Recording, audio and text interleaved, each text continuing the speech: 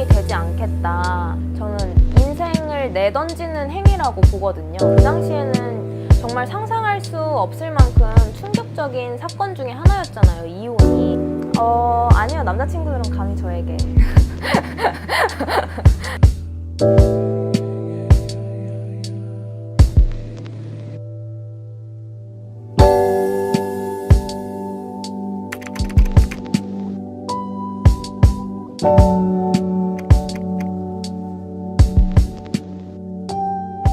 안녕하세요. 저는 서울에서 공부하고 있는 20대 학생입니다.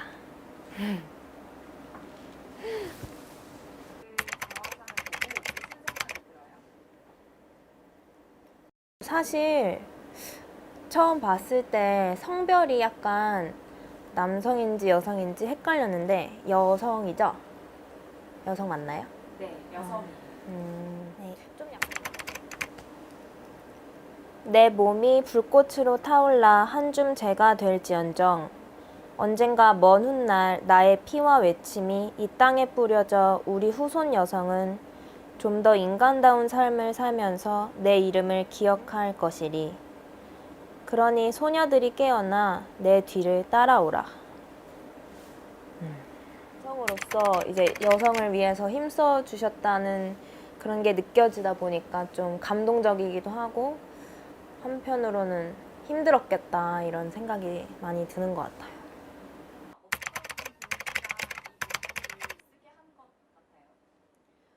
선구자는 이제 혼자 가는 입장이다 보니까 쓸쓸하고 외롭기도 한 이미지가 보이는 것 같기도 하고, 네, 그런 것 같아요. 기분 탓일까요? 여성들이 무언가에 대해서 목소리를 내고 주장할 때 좀 안 좋게 보거나 달갑지 않게 보는 그런 인식들 때문에 그것 또한 불합리하다라고 느낀 적이 있는 것 같아요. 좀 여성이기 때문에 조심해야 된다라는 사회적 강박관념이 있고, 또 이건 여성뿐만 아니라 남성도 남성이기 때문에 너는 강해야만 하고 울면 안 되고, 이런 어떤 성에 대한 이미지, 성에 대한 역할을 너무 강요하는 사회적 분위기가 있는 것 같아서 이거는 성별에 상관없이 모두에게 좀 불합리한 게 아닌가라는 생각을 해봤습니다. 아니요, 남자친구들은 감히 저에게.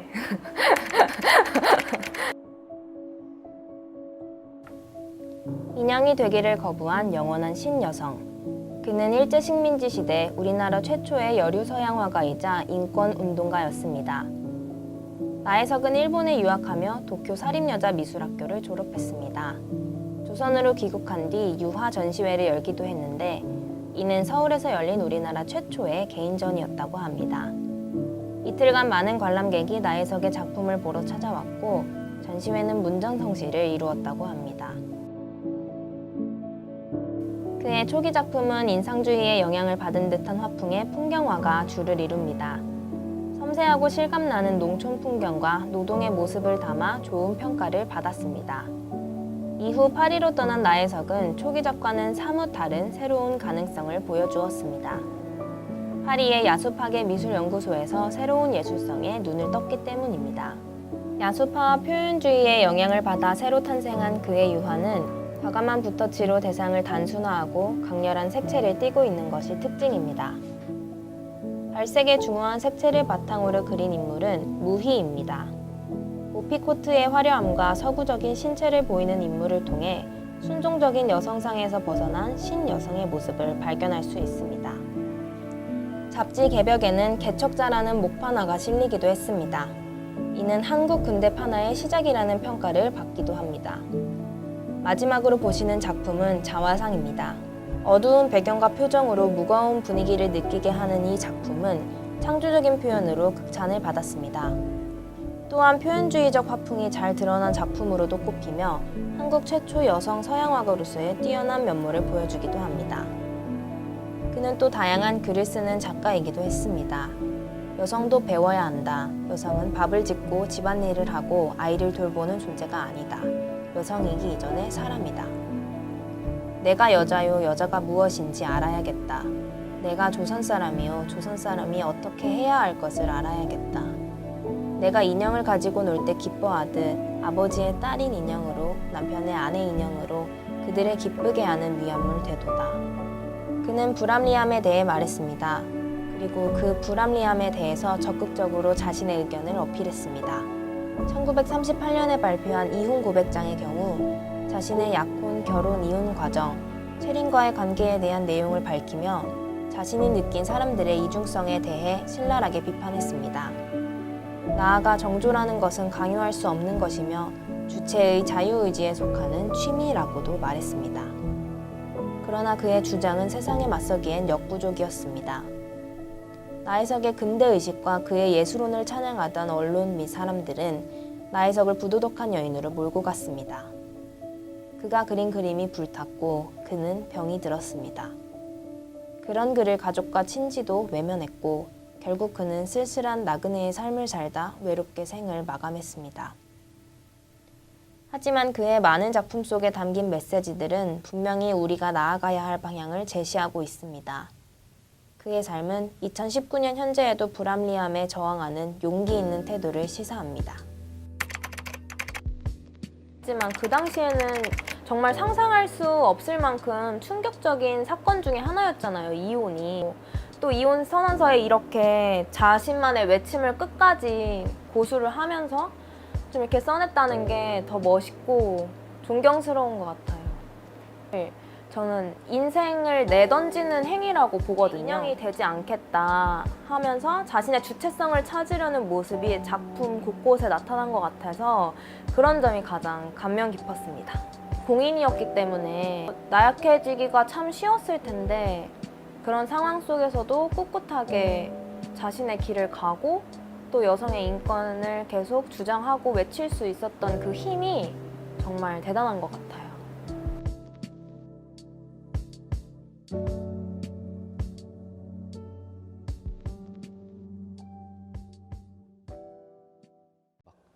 딴따라라고 하고 막 이런 그런 거 있잖아요. 한국적인 건 약간 촌스럽다, 지루하다. 저에게 춤이란 자연스러움인 것 같아요. 좋아하는 여자애도 있었고.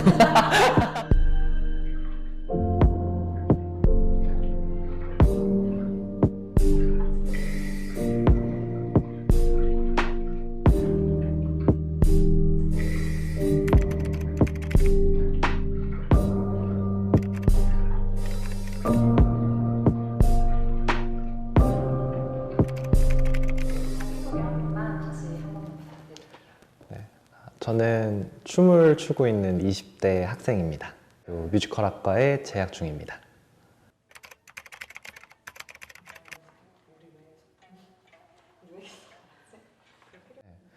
혼자서 춤추기 사실 쉽지 않잖아요. 모두가 나만 바라보는 순간에 어떤 장애물 없이 혼자서 계속 그 흐름을 이어간다는 게 멋있다는 생각이 들었고요. 그리고 한국적인 것들을 많이 하신 것 같아요. 네. 생활에서 나오는 것을 예술로 승화시키려면 다소 투쟁적으로 되고 어두운 그림자가 드리우는 것은 어쩔 수 없는 일입니다.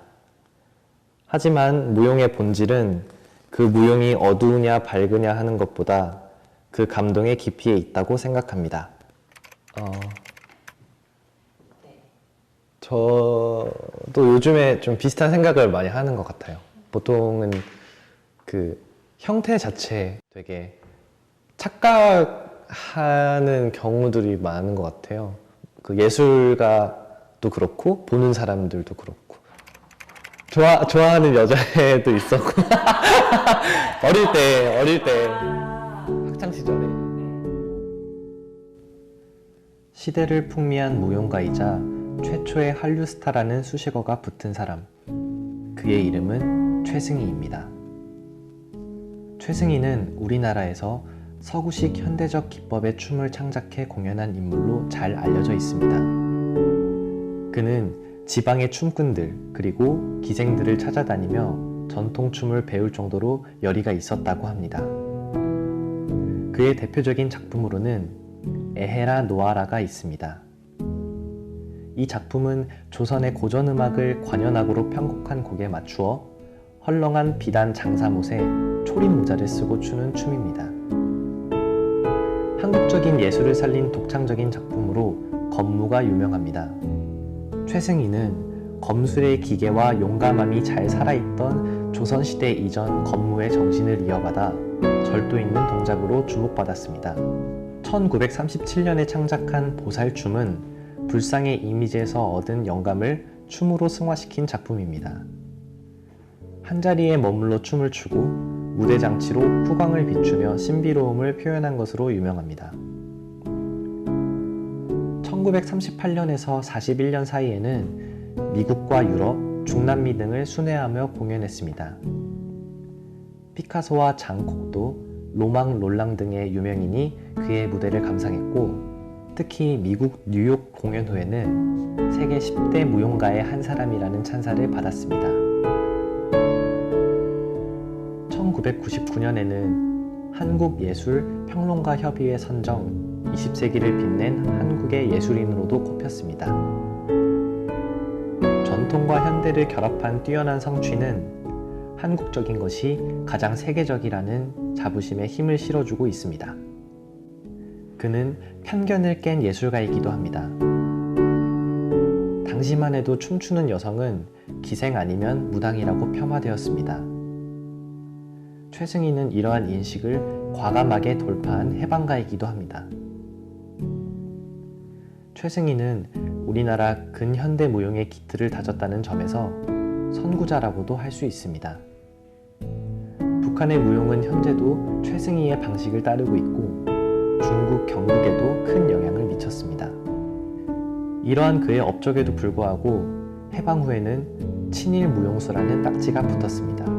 일제강점기 시절에 여러 차례 있었던 위문 공연이 그 근거가 되었습니다. 월북 후에는 연구소를 차려 신인 무용수를 양성하고 전통 무용 보급을 위해 노력했다고 알려집니다. 또한 이 시기에 중국에서 경극을 현대화하는 작업에 많은 영향을 주었다고도 합니다. 이후 그는 부르주아적인 영웅주의에 심취해 있다는 이유로 숙청당합니다. 우리나라에서는 월북 예술가라는 이유로 몇십 년 전까지 이름조차 거론할 수 없었습니다. 그러나 그의 무용가로서의 열정과 성취는 묻히지 않고 오늘까지 전해지고 있습니다. 세계적인 스타로서 한국의 전통 무용을 알린 최승희. 우리는 그의 작품에 대해서 그리고 그의 인생에 대해서도 조금 더 관심을 가질 필요가 있습니다.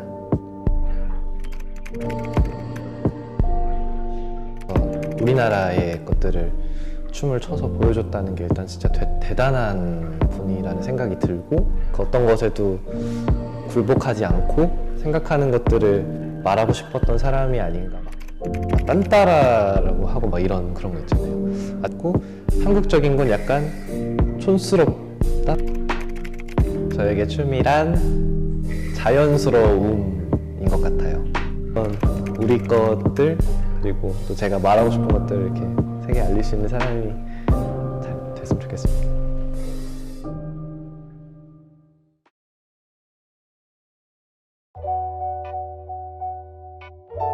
저는 당연히 네이버를 가고 싶습니다. 등장인물이 누군가한테 진심으로 사랑을 받았으면 좋겠어요. 이렇게 그림을 그리다 보면은 제가 즐기는 게 아니라 견디는 순간이 와요. 견뎌야 되는 순간이 이분의 숙명이었을 것 같습니다. 그렇게 슬픈 삶을 견디는 게.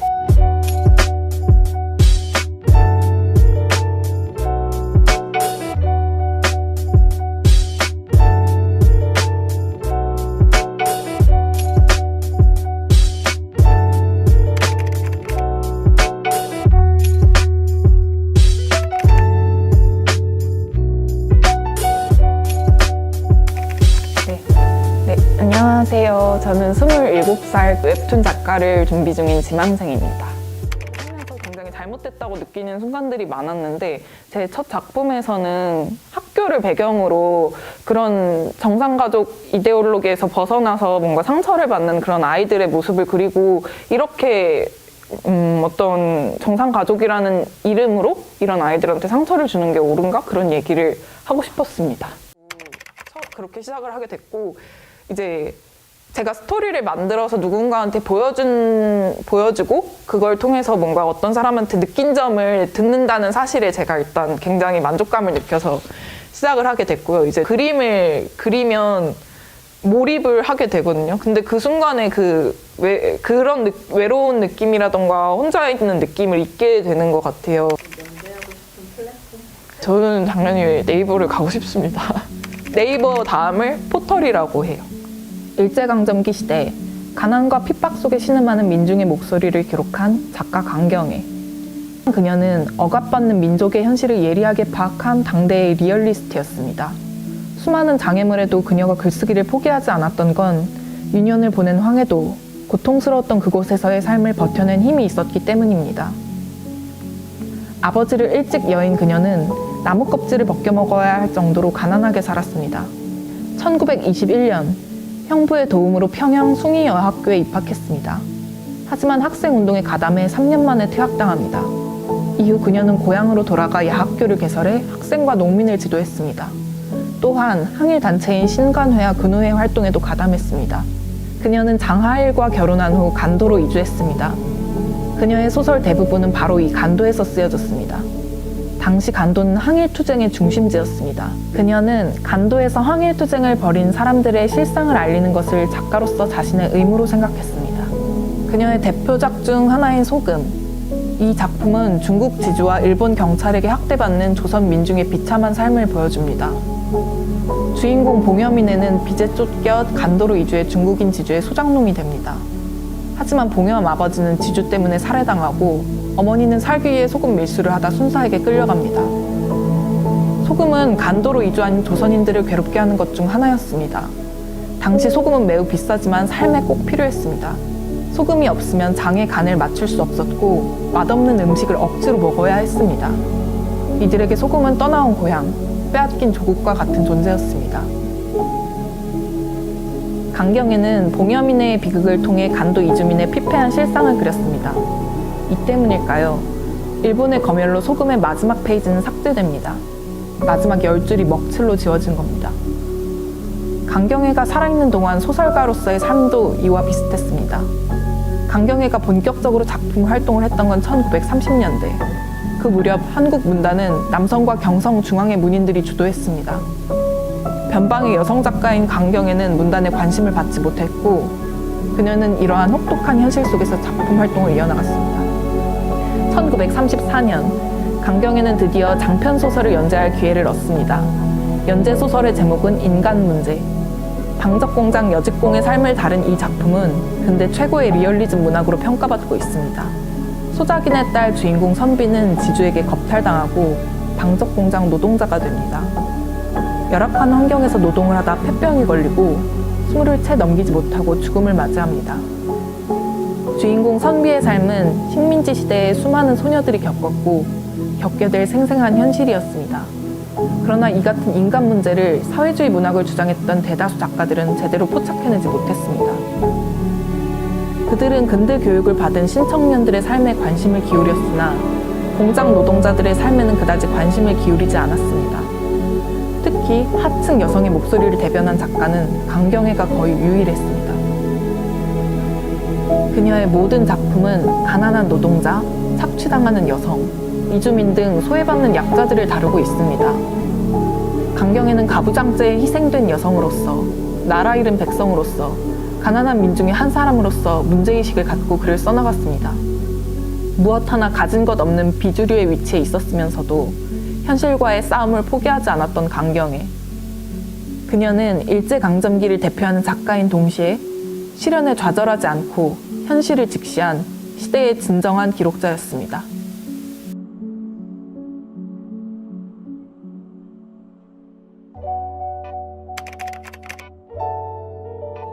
첫째로 그 강경애 이분께서는 그 어떤 노동자들의 실상이나 아니면 이제 우리 땅이 일본에게 굉장히 학대당할 때 그 민중들의 실상을 그리고 싶었던 거잖아요. 그리고 이분이 이제 정말 극악의 상황에서도 이렇게 연재를 이어가고 글을 쓸 수 있었던 게 그 외로움을 굉장히 많이 느끼셨을 것 같은데 그 글을 쓰는 순간순간마다 계속 그런 상상을 하셨을 것 같아요. 그러니까 이 글을 읽는 사람들에 대해서, 그러니까 이 글을 읽은 사람들이 어떤 마음을 가질까, 정말 리얼리즘적으로 높이 평가를 받는다는 건 그 사람이 된 것처럼 그 글을 썼다는 거잖아요. 그러면 이 슬픔 같은 거나 아니면 이 사람들이 겪는 그 다수의 아픔을 자기가 오롯이 느꼈다는 건데, 네, 정말 힘드셨을 것 같아요. 이분의 숙명이었을 것 같습니다. 네. 그렇게 슬픈 삶을 견디는 게. 이 순간 느끼는 게 하루에 8시간이나 또 이제 많으면 10시간씩 이렇게 그림을 그리다 보면은 그 과정에서, 그러니까 제가 즐기는 게 아니라 견디는 순간이 와요. 견뎌야 되는 순간이. 그런 순간이 힘들고.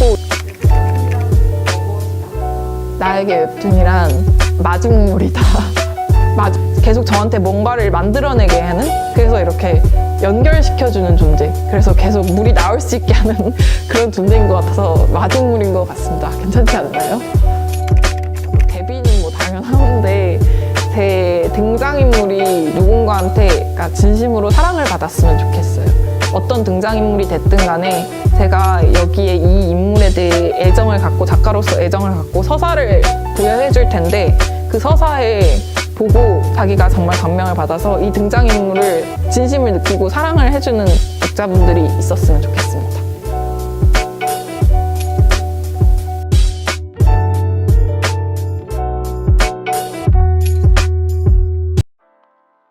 수학 문제 푸는 게 그냥 재밌었거든요. 저는 돕는 거라고 해야 될까요? 다른 사람들을 위해서 뭔가 해주는 걸 되게 좋아해요. 좀 인류 전체에 기여를 해보자. 약간 되게 거창한 목표가 있었거든요. 유행에 휩쓸리지 않고 그 분야를 꼭 지키는 그런 전문가가 되고 싶습니다.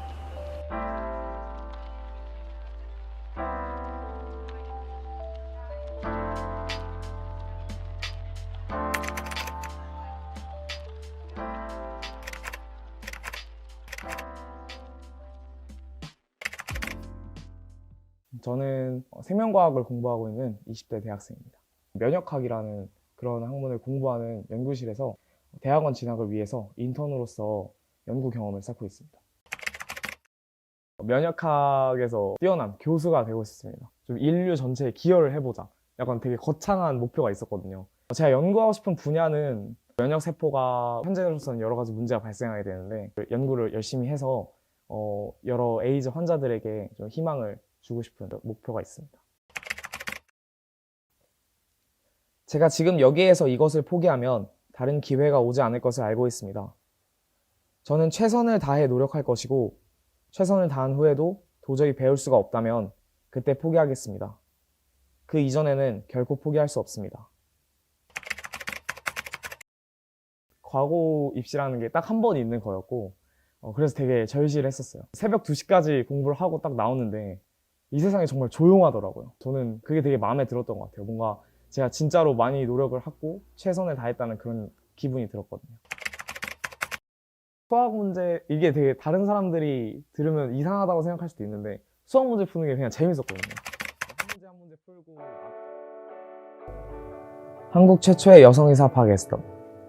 1877년에 태어나 1910년 34년의 짧은 생을 마감한 그는 한국 여성들을 위해 불꽃같이 살다간 참된 의사였습니다. 김점동이라는 본명을 가지고 있는 그는 엄동설안에도 환자가 있으면 당나귀가 끄는 썰매를 끌고 환자를 찾아갔던 의사였습니다. 당시만 해도 미신을 믿는 사람들이 많아 여성 의사를 믿지 못하는 분위기가 퍼져 있었으나 그의 노력과 정성에 점차 시간이 지나자 그는 명의로 입소문이 나기 시작했습니다. 김점동이 수술로 환자를 간단히 낫게 하는 모습을 보고서는 귀신이 재주를 피운다 라는 말이 나돌 만큼이었습니다. 그는 평양에 부임한 지 10개월 만에 3,000명 이상의 환자를 진료할 정도로 열심히 일했습니다. 또한 평양의 여성치료소인 광해여원에서도 진료했으며 황해도와 평안도 등을 순회하면서 무료 진료 활동을 펼치기도 했습니다. 그는 남녀유별의 유교적인 관습 속에 여성들이 남자 의사를 찾아갈 수 없는 당시 상황에서 여성들에게 없어서는 안 될 중요한 인물이었습니다. 기홀병원 부속 맹아학교와 간호학교에서 교사로 학생들을 가르치기도 했던 그는 고종 황제로부터 은메달을 받았습니다. 진료 활동 외에도 근대적 위생관념을 보급하는 활동을 활발하게 펼치기도 했습니다. 또 인공관을 이용해 방광질누관 폐쇄수술을 집도하는 등 의미 있는 의료적 성과를 냈습니다. 김점동은 이 공들을 훗날 인정받아 2006년에 과학기술인 명예의 전당에 헌정되기도 합니다. 박 에스더는 1877년 3월 17일 서울 정동에서 자녀 중 셋째 딸로 태어났습니다. 어렸을 적부터 배움에 대한 열망이 강했던 그는 이화 학당에서 매우 뛰어난 학생으로 인정받았고 특히 영어와 오르간 연주에서 두각을 나타냈습니다. 1887년 최초 여성병원으로 정동에 설립된 보구여관에 부임한 로제타 셔우드와의 만남은 그의 삶의 결정적 계기가 됐습니다.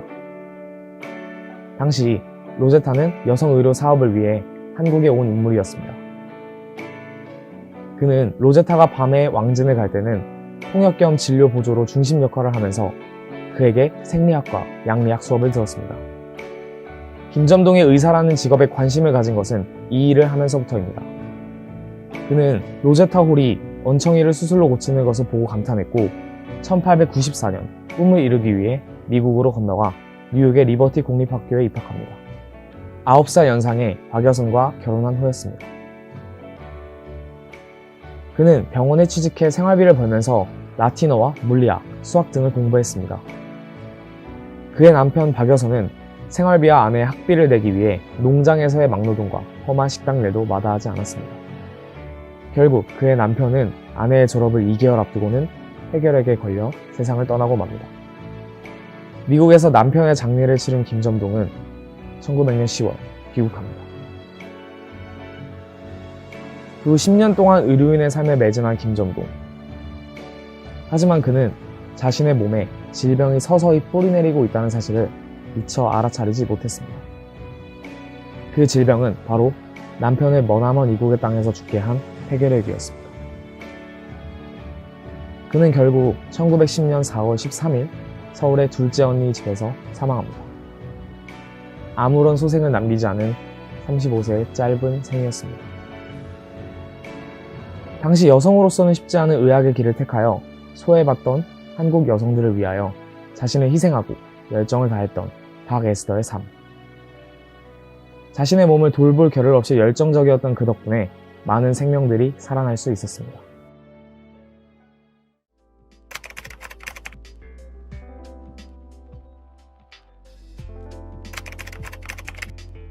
김점동 선생님이 보여주신 어떤 타인을 위한 그런 삶이 진정으로 존중받을 가치가 있는 삶이라고 생각을 합니다. 그리고 제가 또 하나 주목했던 것은 박여선 씨의 삶이었는데요. 김점동 선생님을 위해서 굳은 일도 마다하지 않고 했던 그런 희생정신도 충분히 기억할 만한 일이라고 생각을 합니다. 연구라는 게 졸업까지 되게 오랜 시간이 소요되고 또 그 전까지는 되게 좀 안정되지 못하거든요, 삶이. 그래서 그거에 대한 두려움이 조금 생겼었는데 제가 실험에 실패할 때마다 나는 아직 100번의 실패를 하지 않았기 때문에 실패하는 것이다 라고 생각을 하면서 의지를 불태웠던 그런 적이 많습니다. 김점동 선생님은 이 당시 차별 등의 이유로 치료받기 어려웠던 여성들을 위해서 의료 서비스를 제공하기 위해서 노력을 하셨습니다. 저 또한 면역학적인 메커니즘을 좀 자세히 밝혀내서 적절한 치료법을 저렴한 가격에 받을 수 있도록 노력을 하고 싶습니다. 그 어떠한 유행이나 이런 거에도 굴하지 않고 그 자리를 지키고 있다면 그 분야에서 최고의 전문가가 될 수 있지 않을까. 저는 유행에 휩쓸리지 않고 그 분야를 꼭 지키는 그런 전문가가 되고 싶습니다.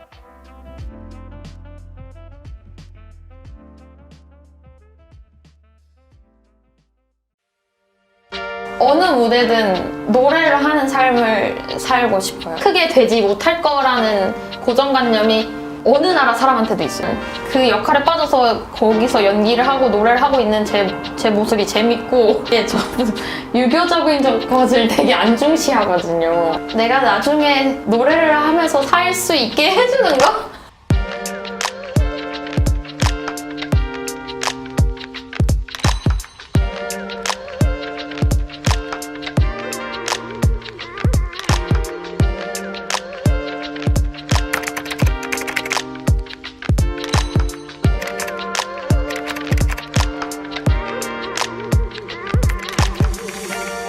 저는 성악을 공부하고 있는 20대입니다. 저는 소프라노 음역을 가지고 있어요.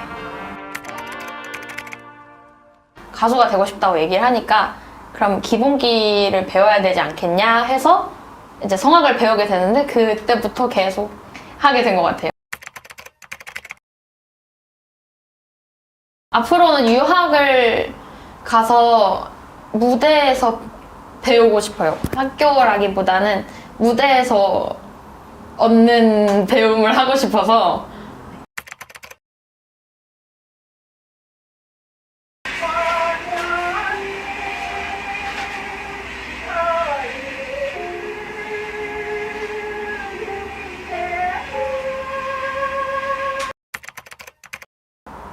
옛날에는 창을 많이 했잖아요.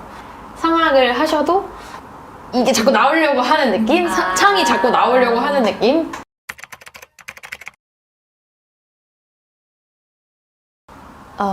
완려라는 별명을 가지게 됐다는 그런 성격에 저랑 비슷한 것 같아요. 저는 유교적인 것을 되게 안 중시하거든요. 공부를 하면서. 예술가, 화려함, 스캔들.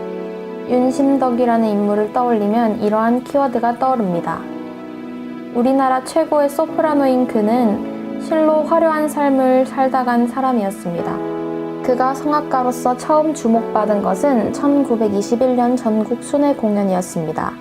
당시 언론은 윤심덕 양의 독창은 청중의 정신을 황홀케 하였다라며 극찬했습니다. 이후 유학을 마치고 귀국한 윤심덕은 성악가로서 전성기를 누립니다. 음악회는 너도 나도 윤심덕을 모시려 했고 그가 독창자로 나오지 않는 음악회가 없을 정도였습니다. 지금 나오는 노래는 윤심덕의 히트곡 사해 찬미 중 일부입니다.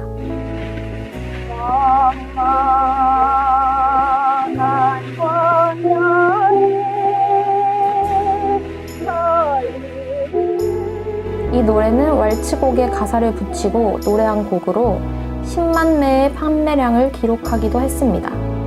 한편으로 세간의 많은 관심 탓에 윤심덕에게는 스캔들이 끊이지 않았습니다.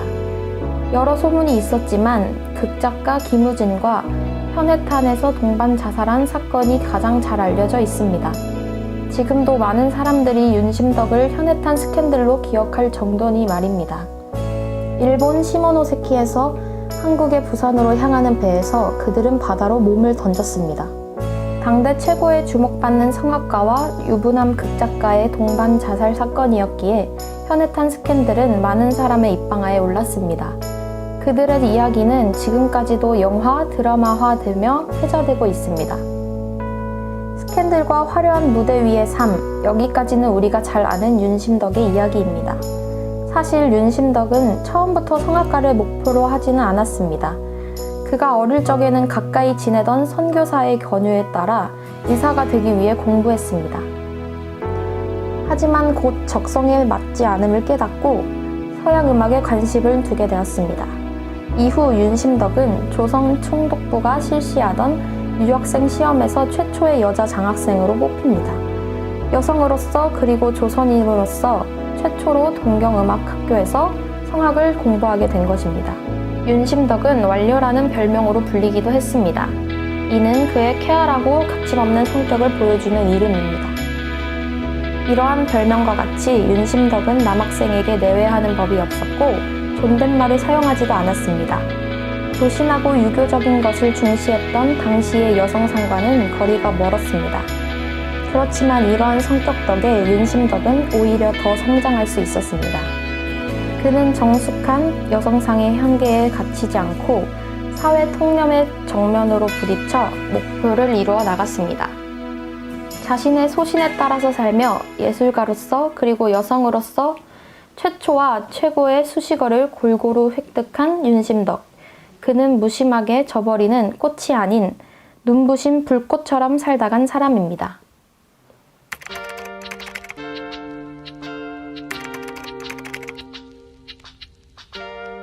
그 당시에 여자가 유학생으로 가기가 되게 힘들었을 것 같은데 대단한 것 같아요.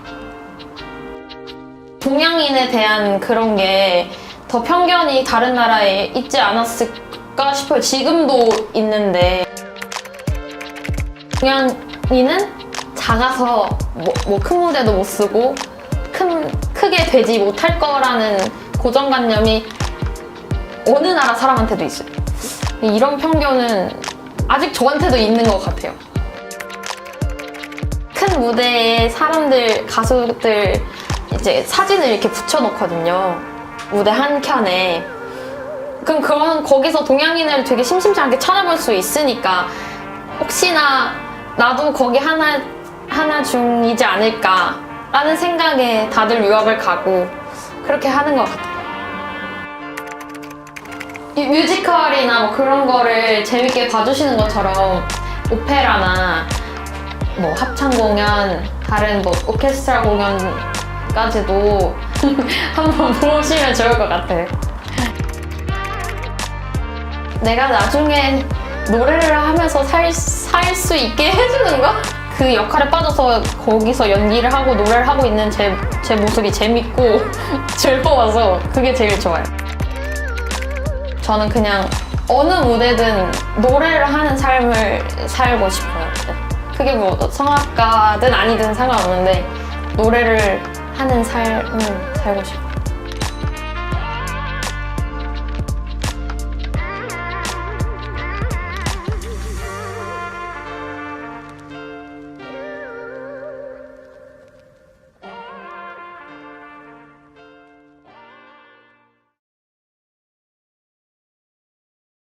이거는 저한테 생활 방식이다. 함께 생활을 하면서 공연을 만드는 지금 일어나는 것과 전혀 다른 게 없다는 게 너무 답답한데 저랑 같이 작업하는 사람들이 좀 재밌어 할 때 코로나를 뚫고 제 연주를 보러 와주신 관객 여러분께 진심으로 감사드립니다.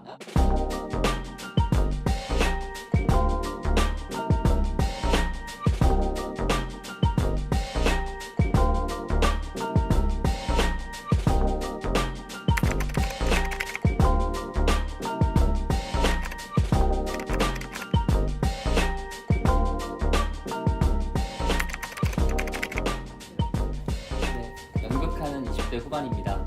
뮤지컬로 처음 연기와 연극을 경험을 하면서 연극을 시작하게 됐습니다. 연기는 내가 하는 행동을 누군가 되게 관심 있게 지켜봐주고 공간에서의 변화를 만든다라는 점이 좀 짜릿한 것 같고요. 연출을 한다는 거는 뭐랄까 말을 하는 것 같아요. 근데 어쨌든 공연이란 게 한 번 약속을 하면은 좀 웬만하면은 끝까지 가야 되는 어떤 그런 성질이 좀 있어서 그런 거를 지켜야 할 때 조금 힘들고 전 저랑 같이 작업하는 사람들이 좀 재밌어 할 때 좋아요. 네. 이 단편집은 오해받아온 젊은 생명의 고통과 비탄과 저주의 이름으로 세상에 내놓습니다. 모르겠어요. 심정은 잘 모르겠지만 저한테 중요한 거는 자기 작품에 그 앞에 이러한 문장을 썼다라는 게 오는 것 같아요. 그러니까 어쨌든 자기 작품의 어떤 서두에 이런 말을 쓴 거잖아요. 한탄하는 것도 아니고 투정 부리는 것도 아니고 그렇게 그냥 정말 저주와 비탄, 고통 그런 단어를 이렇게 담백하게 쓸 정도면은 어렴풋이 좀 무게감이 느껴지는 것 같아요.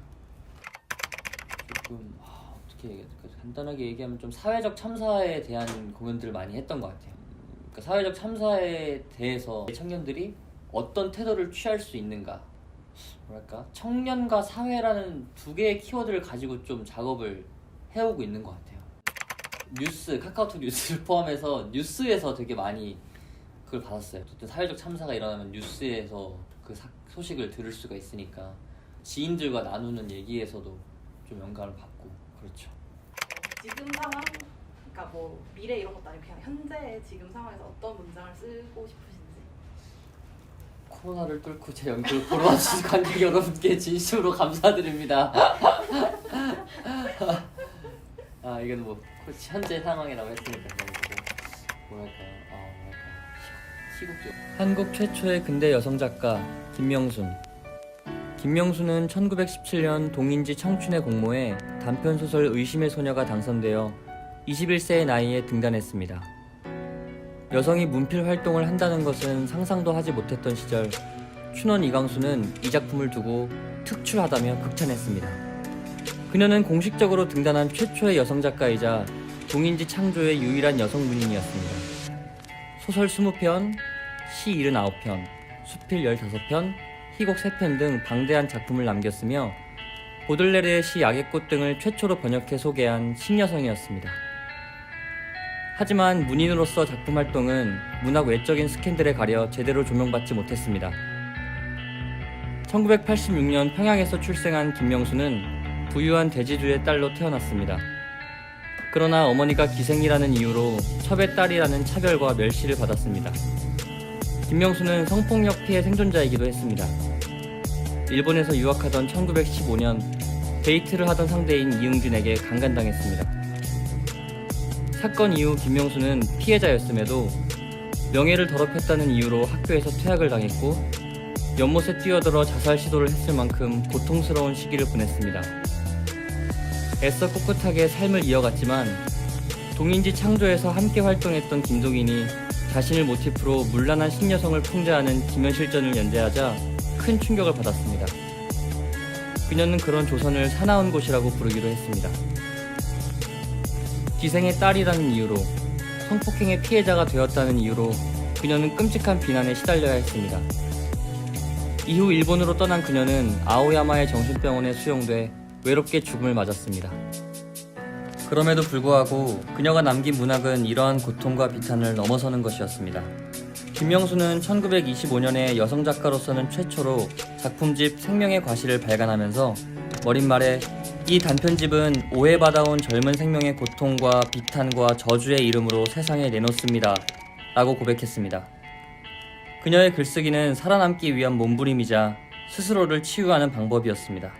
1928년 출간한 작품집 애인의 선물에서는 작가로서의 의지를 다지고 희망을 꿈꾸기도 합니다. 또 소설 설레에서는 근대적 개인주의의 이상을 실현한 여성 주인공이 등장합니다. 일반적으로 여성은 예술가가 아닌 예술가의 뮤즈로 존재해왔습니다. 그러나 주인공 나는 비평적 안목을 갖춘 천재 화가로 등장한다는 점에서 근대적 주체는 곧 남성이라는 공식에 균열을 내는 것으로 볼 수 있습니다. 가부장제 사회를 고발하고 여성 해방론을 주장했던 작가 김명순. 그녀는 자신이 받은 상처에 대해 침묵하지 않고 작품을 통해 여성을 차별하는 가부장제에 도전하는 여성 주체를 반복해서 보여주었습니다.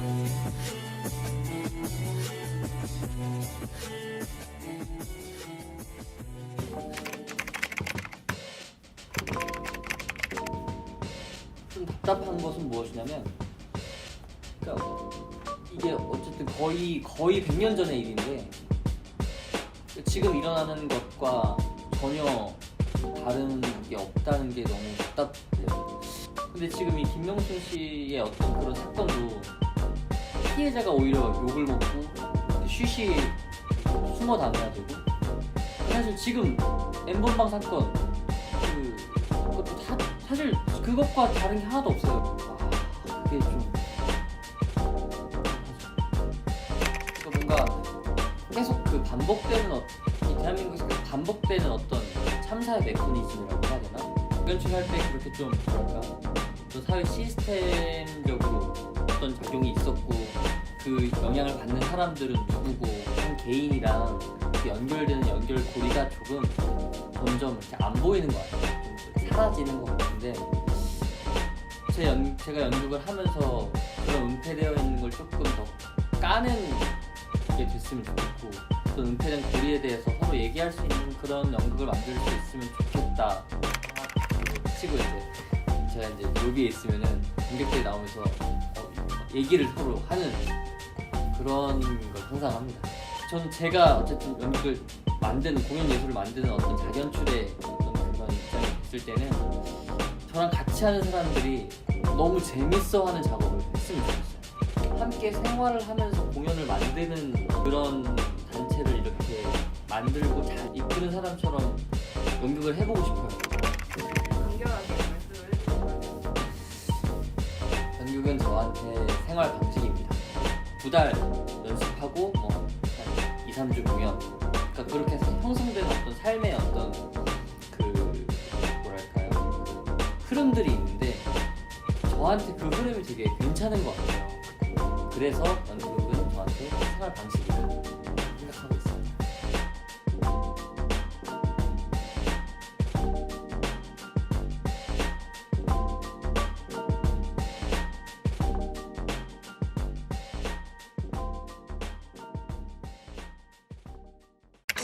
그 X의 이야기는 역사 속 X를 조명합니다. 여기서 X란 누군가를 가리키는 비속어이면서 동시에 누군가를 알아내고자 하는 미지수이기도 합니다. 우리는 그 X의 이야기를 통해 비난받거나 잊혀졌던 과거의 인물을 알아내고자 했고 현재를 살아가는 인물의 시선으로 재조명했습니다. 이러한 의도로 우리는 지난 11월부터 7개월간 그 X의 이야기를 촬영했습니다. 공식적인 6편의 시리즈를 마무리하고 이를 기념해서 몇몇의 출연자를 다시 만나보기로 했습니다.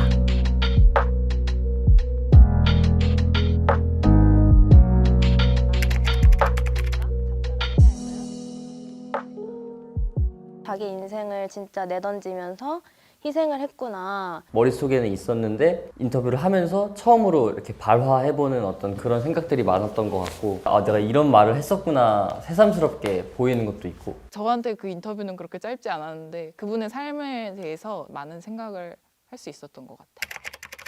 안녕하세요. 저는 나혜석 작가님 편에 출연했던 20대 학생입니다. 김명순 편에 출연했던 연극하는 20대 후반입니다. 작가 강경애님 편에 출연했던 20대 학생입니다. 차이가 되지 않을까요? 저는 우선 대학원을 졸업을 했고요. 4달 동안 여행을 하다가 급히 귀국을 했습니다.